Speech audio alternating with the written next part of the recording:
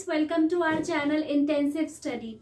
We have been doing Maths of 6th Standard NCERT and we have been continuing the chapter of Algebra. Algebra जिसे हिंदी में बीजगणित कहते हैं, इस chapter को कंटिन्यू कर रहे हैं जिसमें आज हम 11.1 का क्वेश्चन नंबर 7th, 8th और 9th सॉल्व करेंगे। तो चलिए स्टार्ट करते हैं। सबसे पहले क्वेश्चन नंबर 7 को रीड कर लेते हैं। Radha is drawing a dot rangoli with chalk powder. She has 9 dots in a row. How many dots are there if there are 10 rows? Radha जो है वो रंगोली ड्रॉ कर रही है और हर एक लाइन में, हर एक रो में 9 डॉट्स हैं। तो सबसे पहले जो भी हमें क्वेश्चन में दिया गया है हम उसे लिख लेते हैं। तो राधा जो है वो रंगोली को ड्रॉ कर रही है चॉक पाउडर से। हर एक रो में, हर एक पंक्ति में जो डॉट्स हैं, नंबर ऑफ डॉट्स हैं वो है 9। तो सबसे पहले जो क्वेश्चन में गिवन है उसको लिख लेते हैं। सो 7th क्वेश्चन सॉल्व कर रही हूं मैं।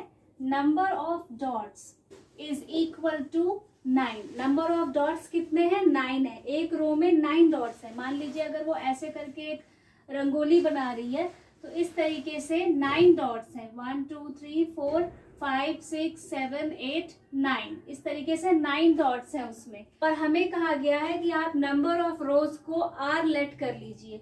सो let the number of rows is equal to r। तो नंबर ऑफ रोज को आप r मान लो और हर एक रो में वो 9 डॉट्स ड्रॉ कर रही है। तो टोटल नंबर ऑफ डॉट्स कितने हैं?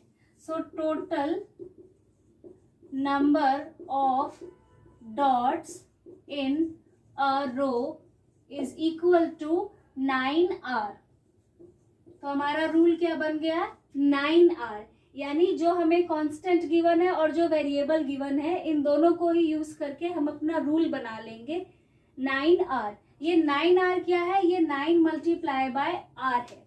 तो ये तो हमने क्वेश्चन का फर्स्ट पार्ट सॉल्व कर दिया है। अब हमें कहा गया है कि अगर नंबर ऑफ रोज 8 हो जाते हैं, अगर पंक्तियों की संख्या 8 हो जाती है तो कितने डॉट्स होंगे? So number of dots in 8 rows. Number of rows जब 8 हो जाएंगे तो डॉट्स कितने हो जाएंगे? देखिए हमने अभी रूल क्या बनाया? 9r।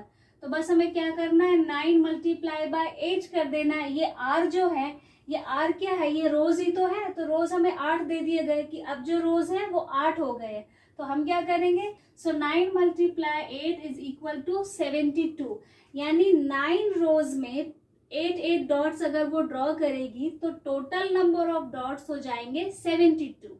इसी तरीके से हमसे कहा गया है कि अगर 10 रोज हो जाते हैं तो नंबर ऑफ डॉट्स कितने हो जाएंगे? So number of dots in 10 rows is equal to 9। तो ऐसे ही रहेगा, डॉट्स तो वो सब में 9 ही रखेगी, लेकिन रोज कितने हो चुके हैं? 10। तो हम इस r की जगह 10 रख देंगे। 9 मल्टीप्लाई बाय 10 कर देंगे। सो 9 10 का कितना हो जाता है? 90।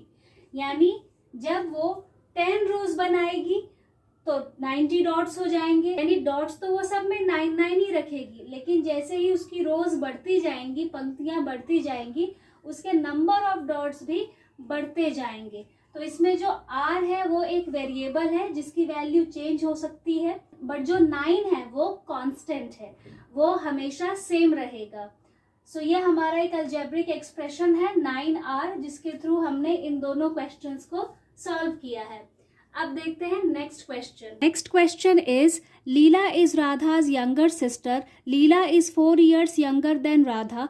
Can you write Leela's age in terms of Radha's age? Take Radha's age to be x years. हमें क्वेश्चन में कहा गया है, इसमें लीला और राधा की बात की गई है। ये जो लीला है ये राधा की यंगर सिस्टर है, छोटी बहन है। यानी अगर राधा इतनी बड़ी है तो लीला इतनी है, ठीक है। ये इसकी यंगर सिस्टर है यानी छोटी बहन है। तो हमें कहा गया है कि ये जो लीला है ये राधा से 4 साल छोटी है और हमें ये करना है कि हमें राधा की एज को x लेट करना है। तो चलिए क्वेश्चन को सॉल्व करते हैं। तो जैसा हमें क्वेश्चन में कहा गया है कि राधा की एज को आपको x मानना है। So let Radha's age is equal to x years। Radha की एज कितनी है? x years है। तो लीला की एज कितनी होगी? लीला's एज लीला क्या है, लीला 4 साल छोटी है, तो हम इसको लिख सकते हैं x-4, ऐसे लिख सकते हैं x-4 ईयर्स। यानी मान लीजिए, सपोज कर लीजिए कि राधा की जो एज है वो है 10।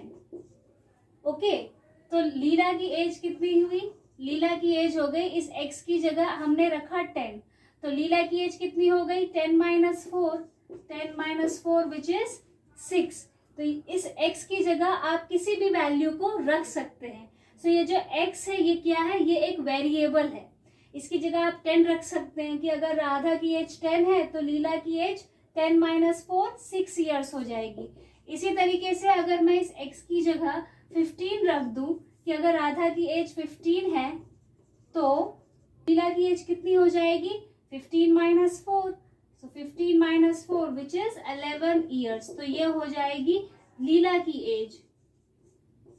तो यहाँ पर आप देख सकते हैं कि ये जो x है इसकी वैल्यू चेंज हो सकती है। सो x is a variable and 4 is constant, और ये दोनों जब एक साथ हो जाएंगे तो ये हो जाएगा एक अलजेब्रिक एक्सप्रेशन। अब देखते हैं next question. Next question is mother has made laddoos, she give some laddoos to guests and family members, still 5 laddoos remain. If the number of laddoos mother give away is L, how many laddoos did she make? Suppose आपकी mother ने कुछ लड्डूज बनाए और आपके घर में guests आए हुए हैं, आपकी मम्मी ने लड्डूज दिए उनको और इसके बावजूद भी 5 लड्डूज बच गए, तो हमें बताना है कि टोटल नंबर ऑफ लड्डूज कितने हैं, और नंबर ऑफ लड्डूज जो दिए गए हैं, जो डिस्ट्रीब्यूट किए गए हैं गेस्ट्स में, उनको हमें मानना है L।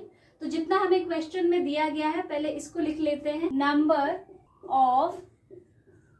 Number of laddoos gave away is equal to L, यानी जो लड्डूज दे दिए गए हैं उसे हमें L मानना है। तो अब जो लड्डूज बच गए उसे आप कैसे काउंट करेंगे, और इसके बावजूद भी 5 लड्डूज बच गए। Number of laddoos remaining is equal to 5। Laddoos कितने बच गए 5 लड्डूज बच गए। अब हमें बताना है total number of laddoos mother made, यानी टोटल मदर ने कितने लड्डूज बनाए थे। So total number of laddoos mother made is equal to L+5। Total laddoos हम कैसे पता लगाएंगे, बता सकते हैं L+5 करके, ये हमारा रूल बन जाएगा। अब इस रूल से हमें कैसे पता चलेगा, देखिए अगर आपकी मदर ने 10 लड्डू गेस्ट्स में बांट दिए तो L की जगह मैं रख लेती हूँ 10, और इसके बावजूद भी 5 लड्डूज रिमेनिंग है यानी बच गए हैं, तो फिर 10+5 इज इक्वल टू 15, यानी आपकी मदर ने टोटल 15 लड्डूज बनाए थे। इसी तरीके से अगर L को मैं मान लूं 20, मान लीजिए आपकी मदर ने 20 लड्डूज दे दिए, ये L क्या है, ये लड्डूज गिव अवे है, दे दिए हैं। तो अगर 20 लड्डूज दे दिए हैं और इसके बावजूद भी 5 बच गए हैं तो हम 20+5 कर देंगे, तो क्या आ जाएगा 25, यानी स्टार्टिंग में जब मम्मी ने लड्डूज बनाए थे तो वो थे 25 लड्डूज। तो आप देख सकते हैं कि ये जो L है इस पर डिपेंड करता है नंबर ऑफ लड्डूज, और L क्या है, number of laddoos give away, यानी जो लड्डूज दे दिए गए, जितने लड्डूज गेस्ट्स में डिस्ट्रीब्यूट किए हैं उतने ही अगर आप 5 के साथ ऐड कर देंगे तो आपको पता चल जाएगा कि टोटल नंबर ऑफ लड्डूज कितने थे। तो ये जो L है इसकी वैल्यू आप देख रहे हैं कि चेंज हो सकती है, कभी 10 हो सकता है, कभी 20 हो सकता है, बट 5 जो है वो कांस्टेंट है कि आपके पास बचे तो 5 ही लड्डूज हैं।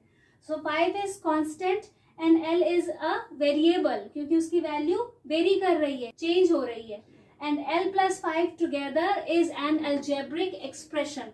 अगर ये साथ में लिखा हुआ है इस तरीके से तो ये एक अलजेब्रिक एक्सप्रेशन है जिसके थ्रू आप किसी भी सम को बहुत ही इजीली सॉल्व कर सकते हैं। So if you liked this video, please hit the like button, share this video, do subscribe our channel and also press the bell icon. देखिए जो ज्ञान है, जो नॉलेज है वो स्प्रेड करने से बढ़ता है, नॉलेज स्प्रेड्स बाय शेयरिंग। तो इस वीडियो को आप जितना ज्यादा शेयर करेंगे उतना ज्यादा लोगों में नॉलेज बढ़ेगी, लोगों के प्रॉब्लम्स भी सॉल्व हो सकेंगे। मान लीजिए किसी स्टूडेंट को इन क्वेश्चंस को सॉल्व करने में प्रॉब्लम आती है तो उनके प्रॉब्लम्स सॉल्व हो सकते हैं। So keep watching our videos. Thank you very much.